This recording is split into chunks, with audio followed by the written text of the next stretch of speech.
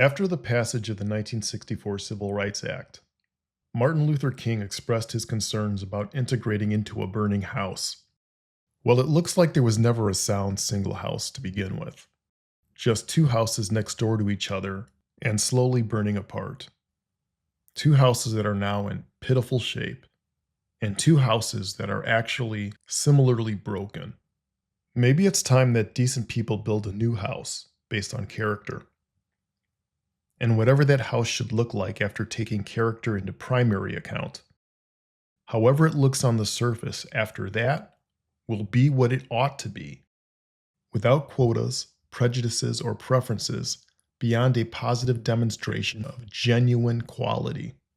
And fortunately or unfortunately, the demands of higher standards might be more or less racially diverse than many people will prefer. So be it. The state-approved brand of superficial, feel-good diversity is not the driver behind any winning team, either on the court or in the country. Character is. Goodness is. Goodness can and will and does produce things that are superficially varied and unvaried, diverse or monolithic. But variety or diversity by itself can't produce good things, because goodness only comes from good. And there is such a thing as a diversity of failure, a diversity of evil. Now, that doesn't feel good to hear, but it's the truth. And it's for adult ears and hearts only. But even the things that appear to be or are evil ultimately serve good in the long term. Evil does have a job to do, and as it does its damage, it creates the space for things to get better. You could say that evil is part of a grander plan, and nothing we can do against it can stop its ironic service toward progress. Now, that's a funny gospel. Ironic. Tying this back to diversity, there's nothing inherently good or bad about it. The algorithm won't favor this message one bit, and people who prioritize superficiality won't either. But it doesn't matter. If people, regardless of how they describe themselves politically, are no longer willing to base their associations on character, then they're not people worth associating with. But there will also be persons of lesser character who will be surprised and upset when other people want to exclude them from their circle and deny them access to their world. But this revelation won't help those who need it, because people with poor dispositions usually aren't reflective enough to understand why they're being isolated. With this bonus check, I'm putting in a swimming pool. If there's enough left over, I'm going to fly you all down here to help us dedicate it. I can't swim, Clark. I know that, Eddie. One final point on this subject is how our allegiances and biases toward our own political preferences and racial identity blind too many of us and bind too many of us to the things that we should be beyond, but aren't. That's fine. It's the kind of fundamental kindergarten work appropriate for this planet right now. And I accept that fact too. I mean, seriously? Maybe. I don't know. Not really. People reasonably take exception to drawing parallels between the inflammatory use of words and committing actual physical violence. That point is acknowledged and respected. But both behaviors, while importantly different in scale, are importantly similar contextually in that they both represent a reactive and impulsive escalation of a situation. They both make things worse. Before every unpleasant or violent situation, there are negative thoughts, escalated by words, and escalated further by action. These are distinct choice points along a confrontational line where a person can engage, withdraw, or de-escalate. As a society, we've discouraged acts of aggressive violence, but also defensive force. And while that's happened, people have doubled down, especially online, on shit-talking, our 21st century national pastime. the hobby of punks. And it doesn't say much good about our culture. People treat each other rudely for the simple fact that they expect to get away with it. This is punk behavior, but we generally give it a pass because, like every other reductive thing in our world, it's easy, and actual violence is worse. But the fact that the step toward physical violence is worse than verbal instigation does not justify the first harsh inflammatory word that sets things off. We'd be wise to remember that. Maybe you've noticed that people tend to allow more latitude in escalating hostilities when those hostilities are escalated by people who look like them, or who they identify with for any other reason. This is the kind of thing I've noticed, and it's a human stereotype that, to me, is the most reliably predictive. You can always count on people to proceed from a selfish starting point. And naturally, those sympathies extend more easily to people they identify with, whether it's on K Street or Main Street. People will give a pass to the folks in their own camp, and then backward justify it, often dishonestly. It's what people do. Different groups seem susceptible to unique tendencies which manifest distinctly across racial lines. This produces observable patterns of behavior, good and bad. We don't mind noticing and bemoaning other people's tendencies and behaviors, but we have a harder time owning up to our own. Again, this doesn't suggest that we shouldn't notice bad things and call them out when appropriate. Done carefully, I'd encourage it. Do it. But we shouldn't think too highly of ourselves while we do it, or too negatively of the other person when they're wrong. And striking this balance is hard to do, but important to do. Because when you confront other people's negative behavior from that impure place of self-satisfied superiority, the other person will sense it, and they'll resent you instead of noticing themselves. Confrontational encounters give us a slim chance to positively demonstrate right action, but that chance is made even slimmer when we approach it with hostility. Unfortunately, this assumes, probably incorrectly, that most people are interested in actually helping others or considering a reasonable criticism. Given the tone of our discourse and the popularity of all things aggressive, we seem more interested in expressing our often justified resentments. It feels good, but it passes quite quickly, and it leaves you with nothing but some clicks and a wet towel. Some people call that rage bait. I prefer to call it rage-turbation. See what I did there? We can create accurate, clever slogans. Yes, we can.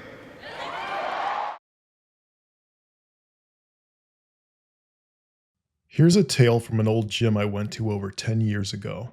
A young black teen who finished a game of basketball on the lower level heads up to the weight room to work out. This whole facility was air-conditioned, but this part of the gym was a bit warmer because it was upstairs. He was wearing a dark red tank top, but he took it off, either to cool off or show off. It doesn't really matter why. I thought, okay, this guy wants to see himself and be seen. But it was ignorant behavior. And I thought, someone should talk to him, and it might as well be me before someone else fucks it up, because this was the very kind of little thing that could have become a bigger thing if someone didn't come correct, as we used to say. So I did, and this is basically what I said. Young brother, no disrespect. If I was in your shape when I was your age, I probably wouldn't want to wear a shirt either. But this club has a real strict policy on it, and in a minute, someone from downstairs will be coming up to make you put a shirt on. So you might want to do it yourself and avoid that whole thing. I don't want to tell you what to do. I just want to save you the trouble. Oh, my bad, man. Good looking out. He put his shirt on, and that was the end of it. Now, I could have just as easily said, Nigga, put a shirt on. Tired of you motherfuckers. and how do you think that would have went down? I've been better served when I've elected to tell that side of me to shut the hell up. Sometimes it's better to bite your tongue.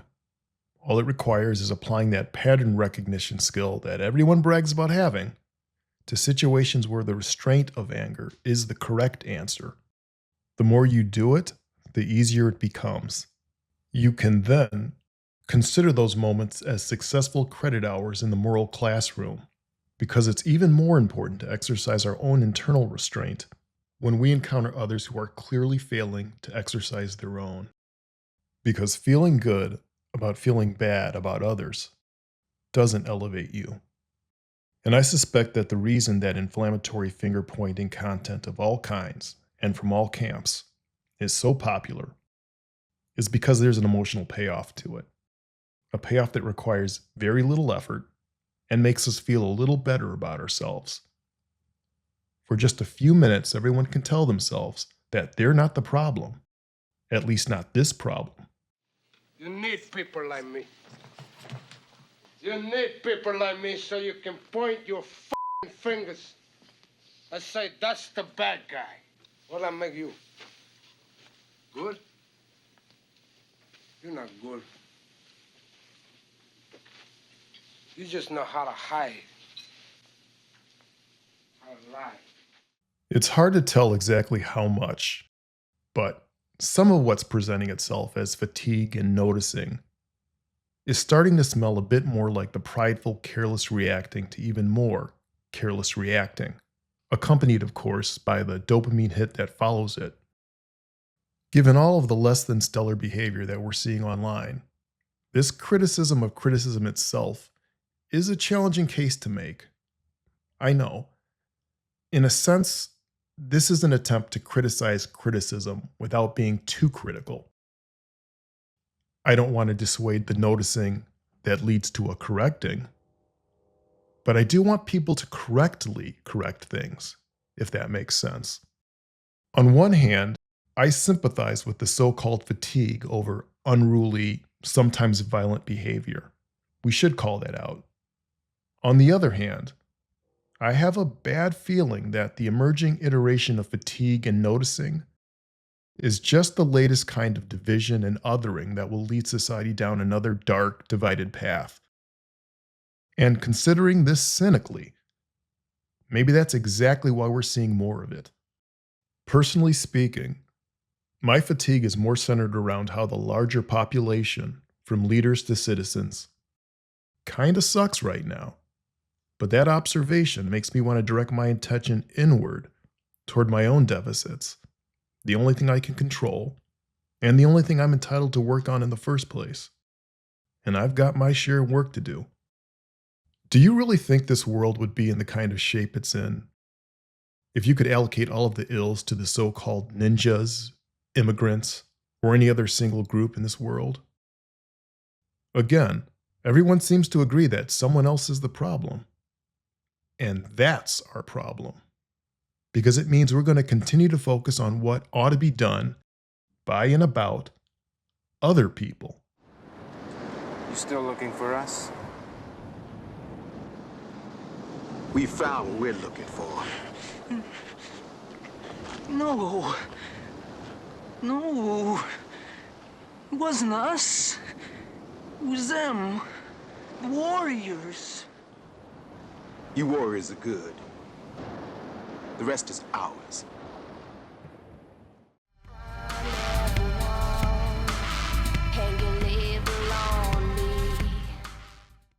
Returning to our main point, the N-word and other racial epithets communicate less concern about the objective nature of poor character, and more concern with its observable packaging. Of course, one of the reasons this is done is so people can make quick decisions when there's little time or occasion for an objective character analysis. Fair enough. And in that vein, there isn't enough time for a larger argument justifying some degree of stereotyping or criminal profiling, because explaining that idea in a clear, responsible way requires more time than I have right now. But observable patterns certainly exist. And the very notion of algorithms that platforms like YouTube leverage to function are the proof of patterns because they're built on patterns. I don't want any trouble. Just get out. Can't stand y'all. Noticing and communicating about patterns isn't evil, but how you respond to the data gathered from them can be. Yeah, but that's, that's okay. I do not believe anyone who claims that they do not see the distinct, observable behavioral patterns among different groups of people. I also don't believe people who say they don't see race. That sounds nice, and I know what they're trying to say. But of course we see and consider race, as well as everything that may or may not come with it. Now go on, get. Breaks my heart. Boy, that young going bad. This doesn't make us bad people. Racial differences are not inconsequential, but they are contextually and variably consequential because despite ourselves, we live in a dynamic world, not a static one.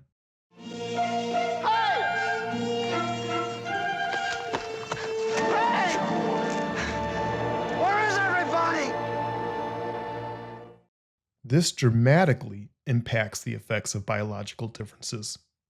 We shouldn't run away from this reality, even if sometimes we don't like the results. We're all different, which paradoxically makes us all the same. In that sense, anyway. This is the actual, more profound truth behind diversity. And you won't learn it in university because it hurts people's feelings. And it requires a mature and responsible reaction to it. And if you arrive at the point where you can appreciate it, in spite of its scary implications, you will actually discover that this is ultimately a safe space too. Because like our environment, we also have the capacity to change. But that's a choice. What I'm trying to say is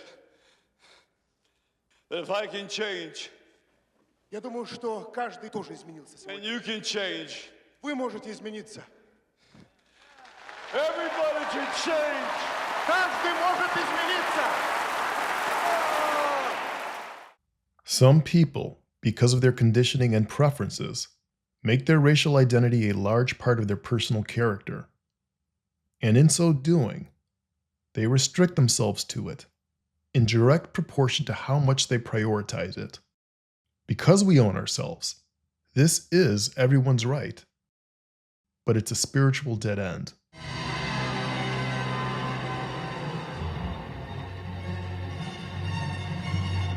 I've always loved you.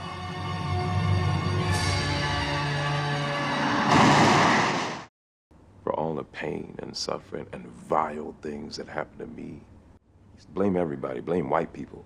Blame society. Blame God. I didn't get no answers because I was asking the wrong question. You have to ask the right question. Like what? Has anything you've done made your life better?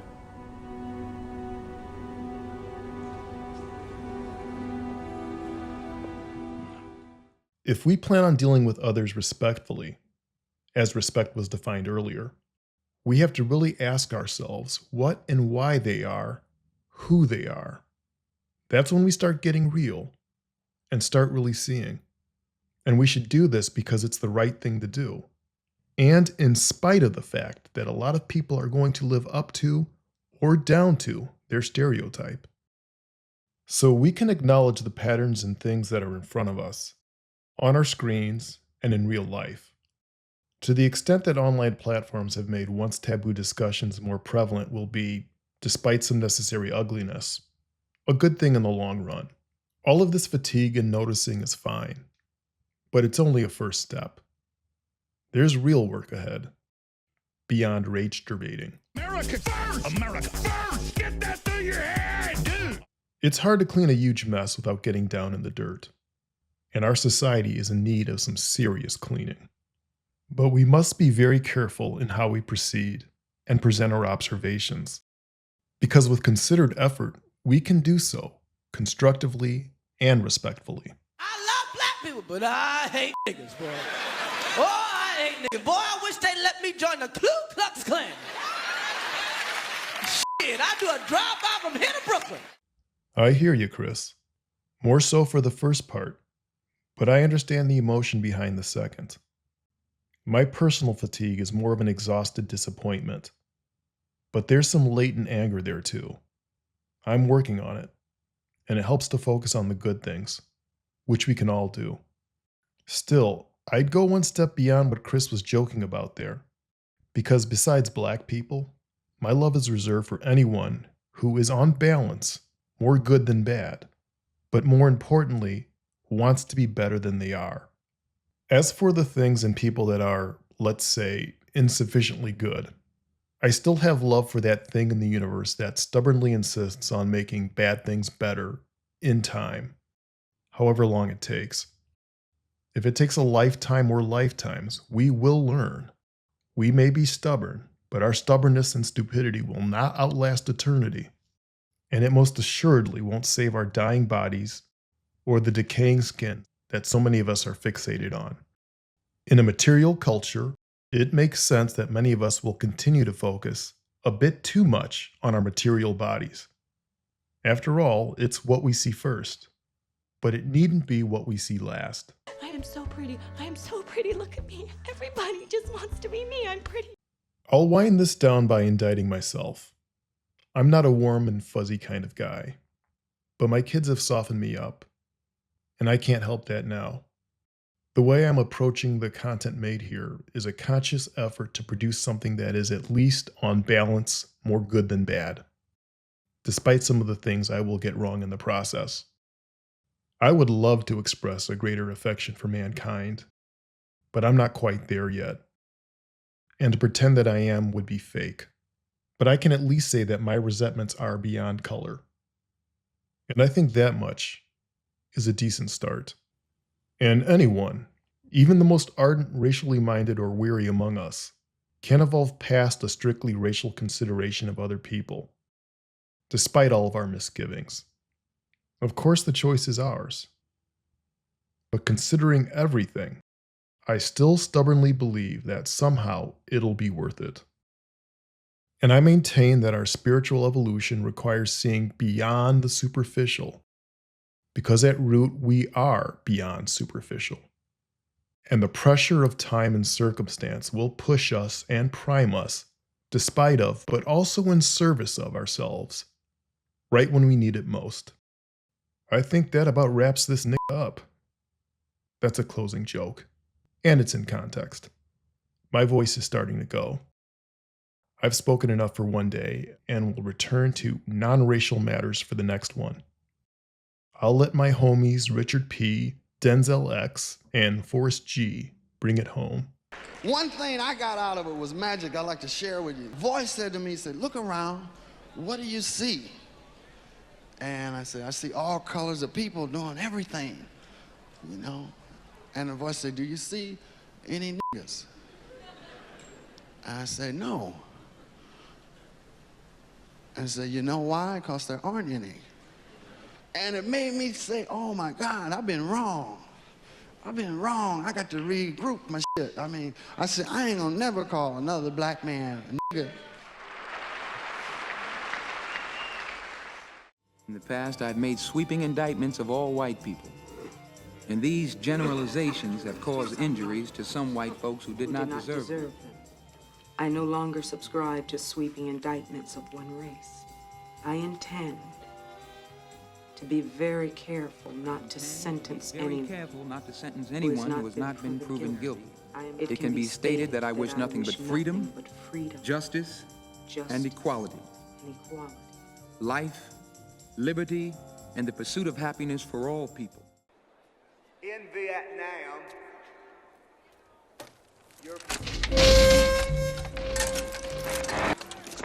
How are you talking your head in this goddamn pointer? That's it. That's all I have to say about that. That's the right on, man. You said it all.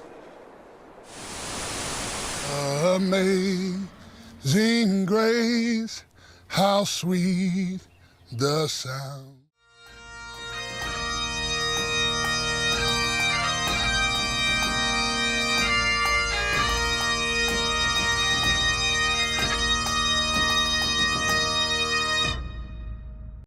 Thanks for listening.